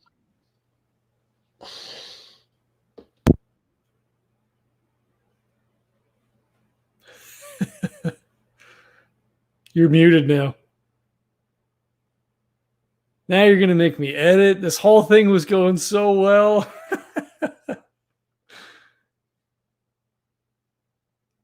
Uh-oh. You have to unmute in Streamlab? Is that a thing? There you go. Are we good? Are we good? Yep, sorry about that. Good. Yep. We print in the United States, and I actually spoke with them today, and I said, hey, how is it going? How is the staff? Are you guys looking to, reduce production? Are you looking to skeleton crew? And she said, as of now, we're doing fine and we're going strong. So they've got no problems at this point. Okay. It's going to take us months to get them the manuscript for Britannia and Beyond. Sure. Ideally, if everything goes great, I mean everything, if Calliope herself shows up and writes a couple of chapters, we probably won't be getting this book anywhere near printer until November or December. Oh, okay. Yeah. I mean, and that's if everything, and it's not going to go, everything's not going to go well. Let me burst that bubble right now. It's not. I don't know what's going to go wrong, but trust me, 12 Kickstarters, something's going to go wrong. And again, it could be someone has a death in the family, someone loses a cat, someone, wisdom teeth pulled, somebody's kid gets sick. Things happen. Sometimes it's nobody's fault. It's nobody being unprofessional. It's just fate. Sometimes it is someone being unprofessional and screwing up and, pooping the bed on a project, but not, it's usually the other stuff. It's usually the fickle finger of fate. But no, so by the time we're ready to get Britannia and Beyond to a printer, we're hoping that the worst of all of this stuff will be behind us. Or it won't matter. Yeah, I guess it's the other way to look at it. And I hate, well, I'm a horror writer, so I have that dark sense of humor. But no, this won't hold that up. I am more worried about getting the holiday collection into the printer, because that I'm probably hoping to send to the printer sometime in June, July, or August, depending. Yeah. So that may be, more of a delay. I would love to get my approval so I could print the Inner Darkness book now. The holiday collection being printed in May or June or July, that, we'll see. But no, I have a wonderful small business printer that we've worked with since the very beginning. I have a very good personal relationship with them. I've got my contact. She knows who I am. I know the names of the people who process my payments. We're good. We're solid. And we get courted to start printing in China all the time. And I won't do it. One, we don't print in large enough numbers for them to really give us the kind of deals that would make it attractive. And two, I'm a small American business, and I like supporting small American businesses. Right. It doesn't mean I'm a nationalist. I'm not. It's just I know how small companies operate on narrow margins, and I appreciate that. So I like working with them, and I've never had a problem. I have another local printer now that they'll do stuff like posters and 8x10 prints and keeper screens and bookmarks. And I love that because I can go drive to their office and pick it up. That's the epitome of a small business. Like, yeah. You're 20 minutes away. I'm coming to get my boxes. And, I walk in and I walk out, no shipping. And I like that. I like that I'm a small business, and I like that I support small business. You run into those big global problems when your books are stuck on a ship on a container going through customs coming from another country. Mm-hmm. And again, I'm not knocking anybody who does that. I'm a very small business, small fish, small pond kind of guy. I don't produce books in the number where I would need a warehouse or a container or, Right. Where they print it and then set it on fire and, I wasn't going to say it. Looking at you, Sassoon, the Sassoon files. We don't have the political scrutiny of those sorts of issues. And again, if something goes wrong, they're in Indiana. They can get me another box of books, right? Within a week or two. Something goes wrong and you're shipping from China, you're looking at 2 months of resolution. Or even just to get the proofs, right? I mean, unless they, email a PDF version, if you have to get a physical copy to approve, like on the board game side, right? Like, we have to check colors, we've got to check sizes, we've got to check a lot of stuff. It's weeks back and forth just to make a single correction in a color. If I ask for a physical proof, they'll FedEx it. It'll be here the next day. Yeah. The problem is when they get busy, because since they are a small business, if for some reason everyone is printing at the same time, I may need to wait an extra week, an extra two. But an extra week, an extra two is nothing compared to a container ship going through customs, getting on a truck, coming to me. I don't have the kind of volume where I would be, paying, next to nothing. But again, I'm not ordering 5,000 books. Right. I'm barely ordering 100, I'm barely ordering 1,000 books. So for me, it works very well, and the benefit of it far outweighs any of the negative to it. And it does make us resistant to those kinds of global situations like pandemic or storms or earthquakes or tsunamis or flooding. And even just the hurricanes in this season. There were hurricanes that shut down all the Gulfport coasts 2 years ago.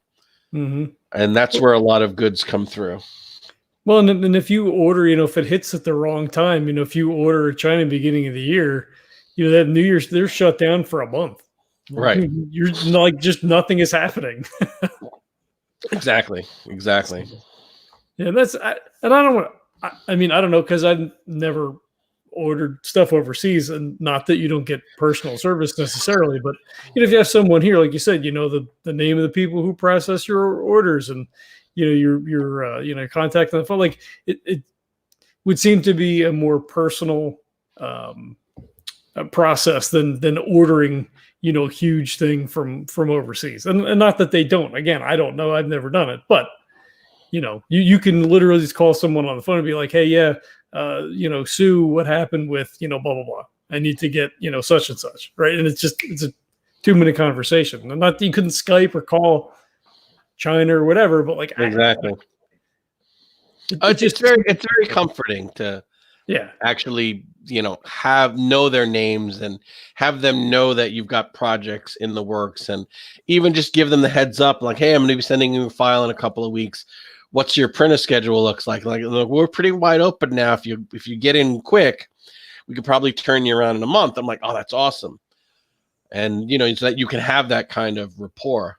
But then, you have other factors, and you don't get it in as fast as you can. And, it's just, but it's not the length of time and distance of other situations of printing overseas or that sort of thing. Right. Cool. And $50 is going to get you the soft cover. It's going to get you a PDF copy. It's going to get you any other digital stuff that unlocks, right? Right, exactly. The stretch goal, fiction collection, it is going to be available as a physical book. That'll be an add-on item. If we unlock it and you are, even if you're just getting the main PDF, you'll get that PDF too. So you'll get the book, whether you want a physical book, that'll be a few dollars extra. Right. Yeah, and that's I prefer the physical, like everything. I'm not an e-reader guy. I don't like anything. Like, just give me a book, Right. I do like the physical feel of a book of short stories. It's just very comforting. It's like an oatmeal cookie or chicken soup. It's just something you grew up with. There's just there's some sentimentality to it. Mm-hmm. But if you have a reader, I guess it's just as easy to pull out a reader. But I just like, being able to pull a book out no matter where I am. Like, I could just take my book with me. We can see behind you. Yeah. Well, and so I don't know how this affects like small business like you guys, right? So like, if you order through Amazon, and obviously then order through Amazon to get a PDF from Golden Goblin is coming from you. But a lot of times what that is, you just have the rights to read the book. And if they decide for some reason that they're no longer going to support that author, they don't want that title, they remove that from your Kindle. Like, you don't have access to that anymore. If you have a physical book,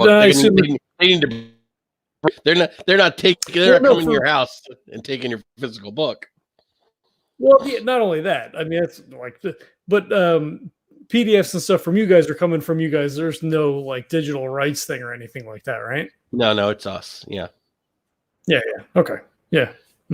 I just wonder, because I know that's a thing, and that's one thing that kind of like shies me away from like completely digital media, like Spotify and all this. You're like, oh, I bought this, that, and the other thing. And then, Tool turns around and says, you know what, fuck it. We're not going to put our music up here anymore. They're not giving you your money back. You know what I mean? So I don't care for that. Right. Well, the PDFs we send out are direct download. We're not saving your catalog to the cloud. We don't have that kind of storage space, or again, it's just a few people here, and they're like, yeah. Well, I ordered that. I ordered this DVD, this PDF from you, 5 years ago. My computer died. Can I just re-download everything? We're like, no, we don't keep those kind of records. Right.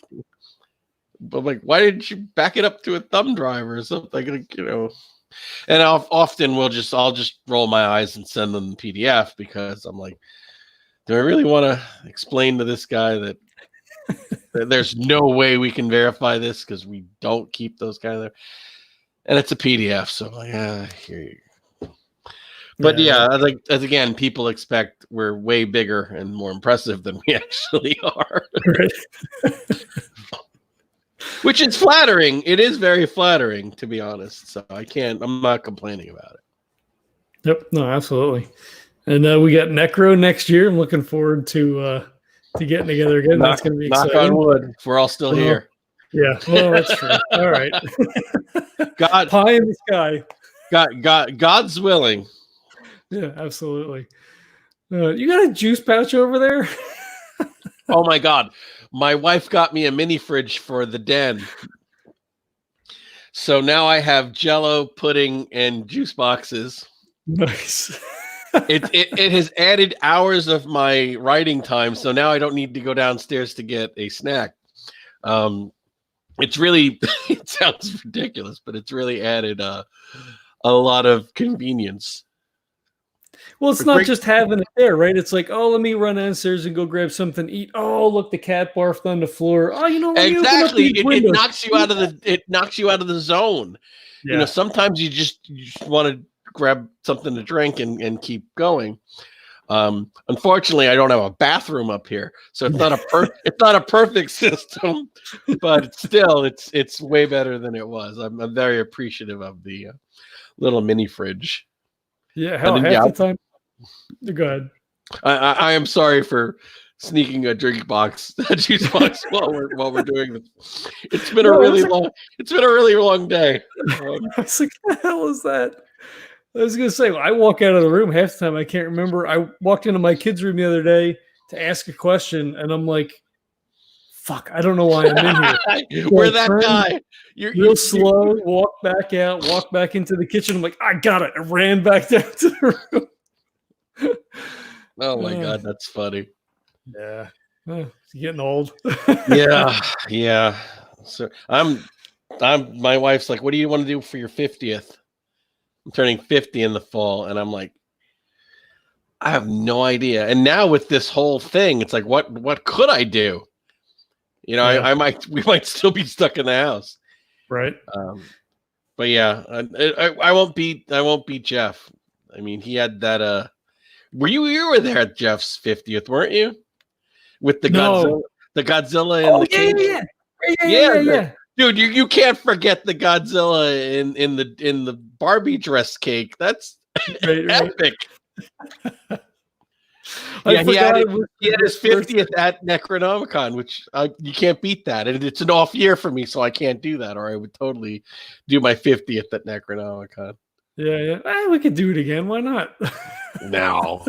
Why would I want to turn 50 twice? Yeah. Better than turning 51. It's even worse.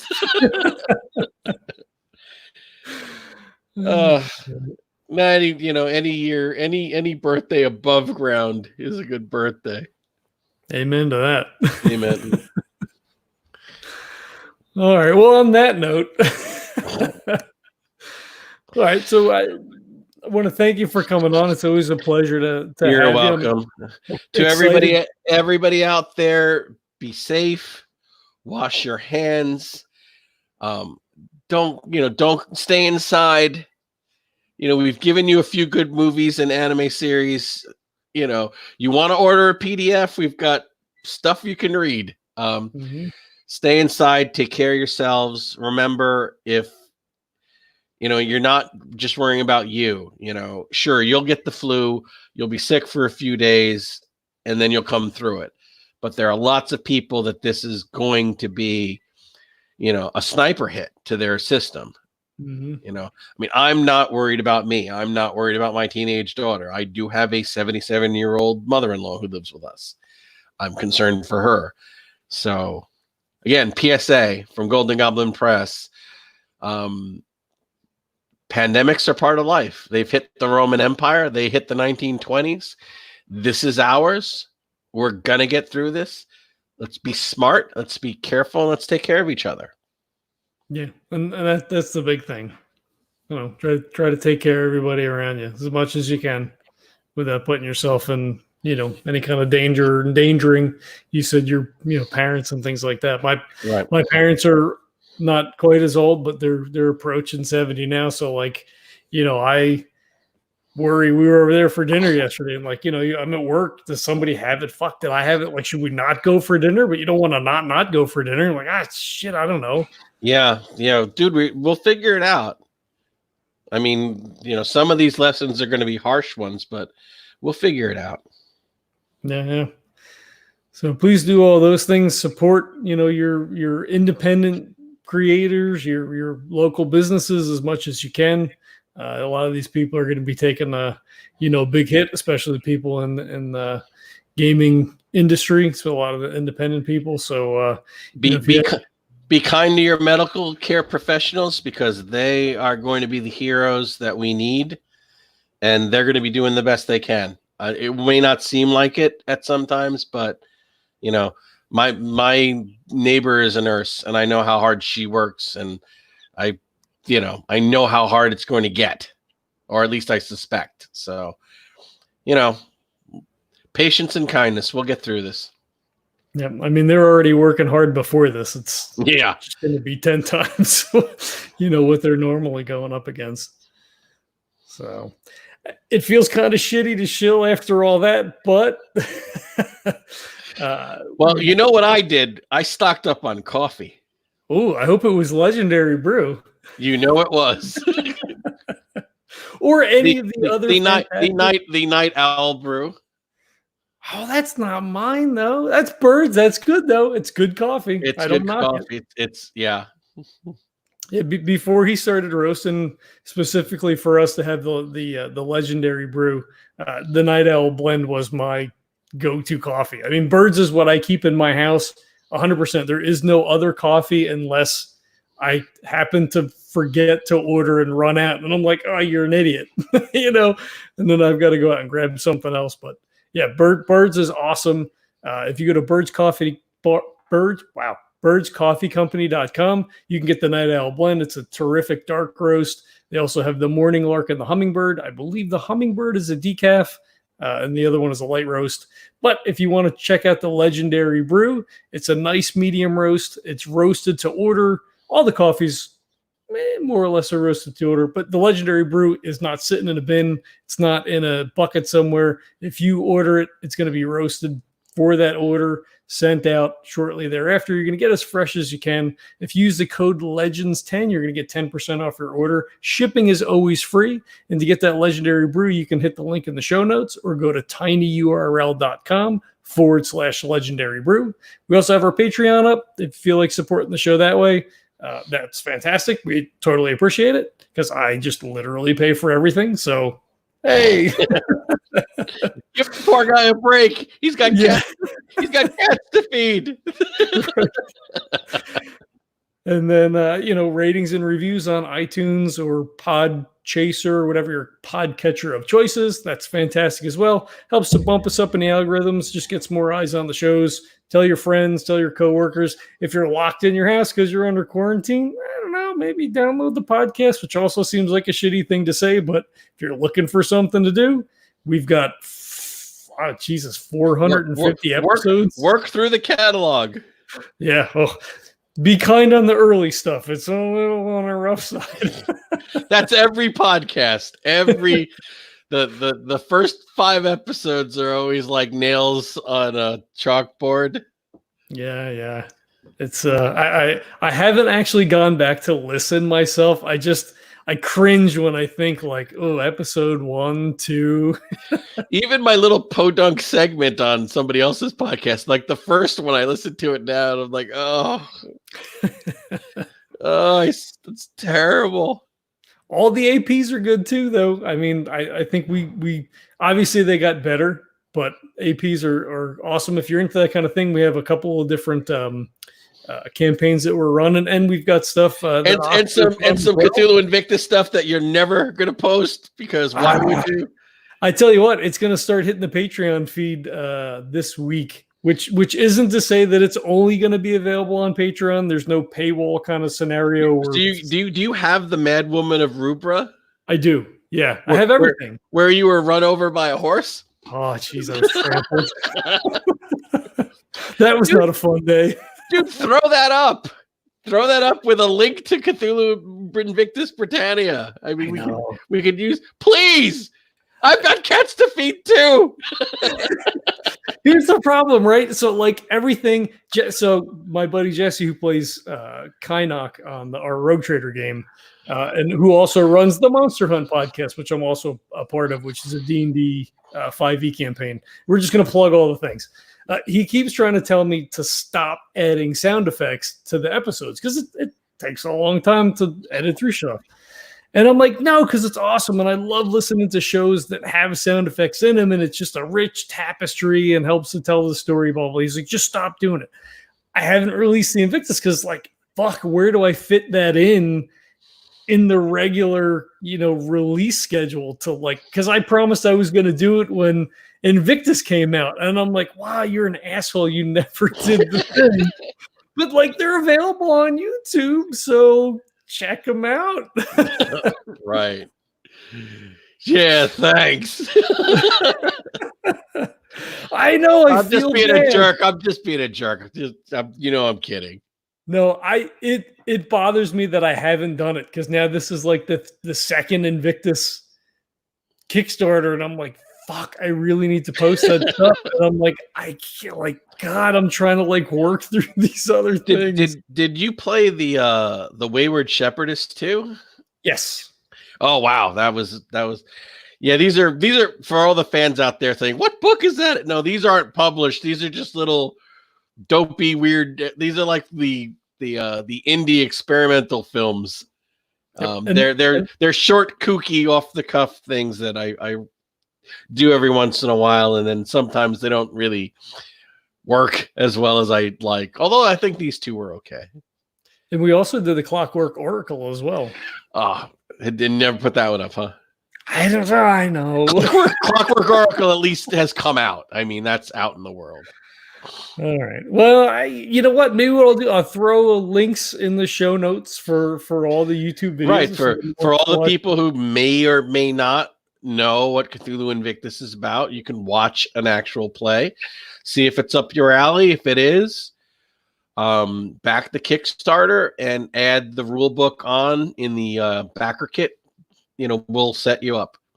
Yep, because you probably need that to play because it's just a settings book. So right. If you don't have it, you're going to want to order that. Right, you definitely want to order the 7th edition guide, the Any award-winning 7th edition guide to Cthulhu Invictus. Silver Any. Let me not elevate myself above my station. An Any's an Any. An Any's an Any. I will take it. Yep. That's awesome. And Frank, we will definitely see you at Necronomicon of 21, God's willing. God's willing. Maybe we'll get to play something together. I have yet to actually play a game at Necronomicon because we're usually just out drinking and hanging out. And working. You record a lot of panels. It's not all drunken debauchery. You give yourself a little credit. 11. I recorded 11 panels. Oh, my the last God. one is going to drop in 2 weeks. I'm still releasing them. You deserved every drink then. Every drink you had at Necronomicon was hard earned. Yeah, well, especially those are working trips for us. Yeah, well, especially that panel Saturday morning at 9 o'clock or whatever the hell it was. Like, fuck. Right after I crippled myself, apparently. Yeah. That was the morning everything was like, okay, you're done. Yeah. You thought it hurt before, pal. You're done. Right. Good times. Yeah, good times. We're all still here, so it's good times. Absolutely. All right. Well, again, thank you for coming on. Thanks everybody for checking it out. We appreciate you tuning in, and thank you. Hope you're backing. Hope you enjoy it, and we'll catch you next time. Catch you next time.